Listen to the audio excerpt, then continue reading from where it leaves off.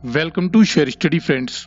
दोस्तों, भारत लंबे समय से चाइना और पाकिस्तान से छिटपुट लड़ाइयां लड़ रहा है। ये एक सच्चाई है और एक दिन ऐसा आएगा कि इन देशों के बीच होने वाले छोटे मोटे झगड़े फुल स्केल वार में कन्वर्ट जरूर होंगे और चाइना इसके लिए एक तगड़ी प्लानिंग भी कर रहा है, जिसमें भारत के मित्र राष्ट्रों को कमजोर करना और अपने दोस्तों की संख्या बढ़ाना, इस प्रकार के टैक्टिक्स चाइना की प्लानिंग में शामिल हैं।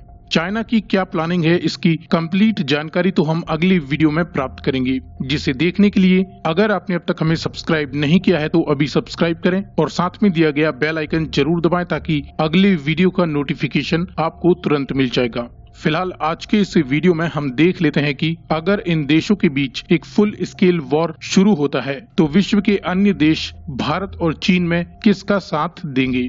अगर आप भी इस वर्गीकरण से एग्री करते हैं तो इस वीडियो को लाइक करते हुए ज्यादा से ज्यादा शेयर करें और आपके हिसाब से कौन सा देश किस देश की साइड लेगा, अपनी राय वीडियो के नीचे कमेंट में लिखकर जरूर बताएं। तो चलिए शुरू करते हैं।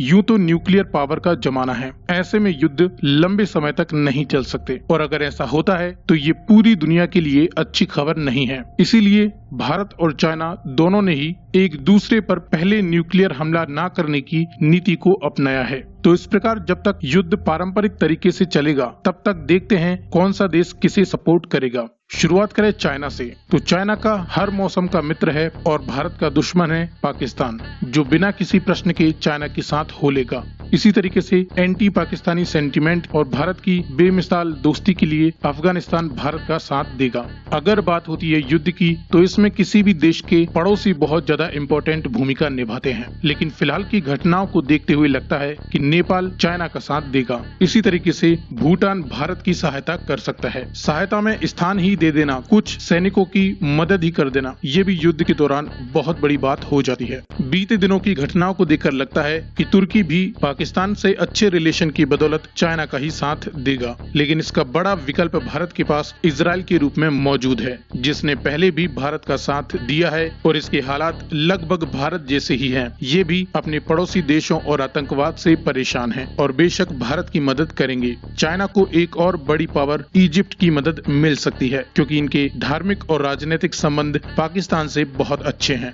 लेकिन इसका भी बड़ा विकल्प भारत के पास जापान के रूप में मौजूद है। जापान के चीन से संबंध सही नहीं है। जापान ने पहले भी चीन पर युद्ध में जीत हासिल की है और पिछले कुछ वर्षों में जापान और भारत के संबंध बहुत ज्यादा मजबूत हुए हैं। इसके बाद चीन ने जिस प्रकार से पाकिस्तान को अपने साये में लिया है, उसी तरीके से पूरी दुनिया से कटे हुए और विभिन्न प्रकार के घातक हथियारों का परीक्षण करने वाले नॉर्थ कोरिया को भी चीन ने अपनी तरफ मिला लिया है, जो कि चीन के लिए युद्ध में एक बहुत ही बड़ा प्लस पॉइंट साबित हो सकता है। लेकिन जितनी बड़ी ताकत नॉर्थ कोरिया है, उतनी ही बड़ी एक ताकत भारत की तरफ फ्रांस के रूप में मौजूद रहेगी। फ्रांस भी कट्टर इस्लामिक आतंकवाद से परेशान है। फ्रांस ने पहले ही अपने देश में इमामों द्वारा फैलाए जाने वाले अंधविश्वासी ज्ञान की प्रथा को समाप्त कर दिया है और इसके रिलेशन भारत के साथ काफी अच्छे हैं। फ्रांस युद्ध में भारत की मिलिट्री से लेकर नए टेक्नोलॉजिकल हथियारों से काफी मदद कर सकता है और जब युद्ध में नॉर्थ कोरिया शामिल होता है तो इनके विरोधी साउथ कोरिया के भारत से संबंध अच्छे हैं, जो कि एक बहुत बड़ी फौज भी है। इसीलिए साउथ कोरिया भारत को सपोर्ट जरूर करेगा। जैसे जैसे युद्ध बड़े स्केल पर पहुंचेगा, वैसे ही चीन का विरोधी देश और दुनिया का सबसे ज्यादा शक्तिशाली देश अमेरिका भारत की मदद कर सकता है और अरब देशों में अमेरिका का सबसे बड़ा विरोधी है ईरान। ईरान मिडिल ईस्ट की एक बहुत बड़ी पावर भी है, जो कि इस आधार पर सीधे सीधे चाइना का साथ जरूर देंगे। जितना ज्यादा हम यूएसए के करीब हुए हैं, उतना ही ज्यादा हम ईरान से दूर भी हुए हैं। ये एक सच्चाई है। इसके अलावा तुर्की और पाकिस्तान के सपोर्टिव देश हैं सीरिया, लेबनान और कुवैत। ये भी इस युद्ध में तुर्की के बलबूते चाइना का ही साथ देंगे। उसी प्रकार से ईरान के अपोजिट देश हैं United Arab emirate, kingdom of Saudi Arabia और जॉर्डन। ये देश भारत की तरफ हो जाएंगे। दोस्तों, ये तो वो देश हैं जो सीधे सीधे चीन और भारत के बीच अगर कोई युद्ध होता है तो उसमें इन दोनों देशों की मदद करेंगे। इसके अलावा कुछ देश हैं जो न्यूट्रल होंगे, यानी युद्ध के शुरुआती दिनों में ये किसी का भी पक्ष नहीं लेंगे।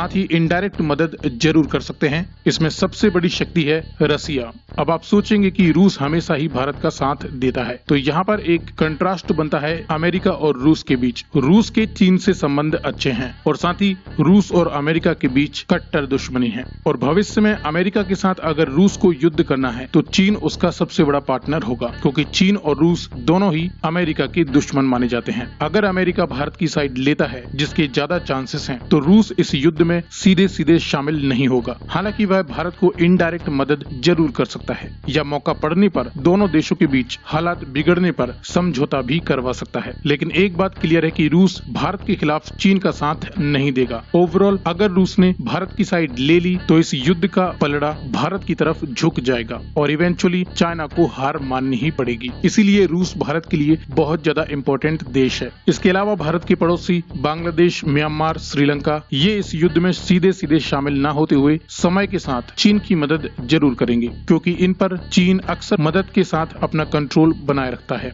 इसके अलावा जर्मनी और यूके अपने इंटरेस्ट के अकॉर्डिंग किसी की भी मदद कर सकते हैं। जर्मनी के जापान के साथ संबंध अच्छे हैं, तो हो सकता है ये भारत की मदद कर दें। वहीं यूके के भारत से संबंध सही नहीं है, यकीन मानिए। इसका पता आप महीने भर BBC चैनल देखें, आपको चल जाएगा। इसके अलावा ऑस्ट्रेलिया, साउथ अफ्रीका, यूरोप और मिडिल ईस्ट के कई देश जो कि जियोग्राफिकली काफी दूर हैं, ये इस युद्ध से दूर ही रह सकते हैं।